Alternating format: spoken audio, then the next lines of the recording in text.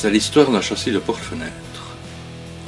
Il y a environ 15 ans, notre propriétaire, une société de logements sociaux, a enfin décidé de faire installer des châssis PVC double vitrage depuis longtemps attendus en remplacement de nos vieux châssis bois âgés d'environ 40 ans et pourris par endroits. Mais hélas, pour les logements sociaux, la loi oblige à offrir le marché au moins 10 ans. Ce qui fait que les entrepreneurs ont souvent tendance à opter pour des produits trop bon marché ou de mauvaise qualité. Les fenêtres fonctionnent correctement même si elles sont à manier avec douceur. La porte-fenêtre par contre est si fragile qu'elle vous invite fortement à être manipulée avec une grande précaution. Mais après de multiples tentatives de réglage de la porte-fenêtre, rien n'y fait. Sur le haut du châssis, un jour d'un petit centimètre par temps calme et jusqu'à 2 bons centimètres par temps de face, aère et rafraîchit la pièce. Il s'avère que c'est irréparable.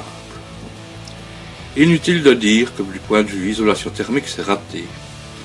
Je chauffais moins dans mon séjour avec mes vieux châssis.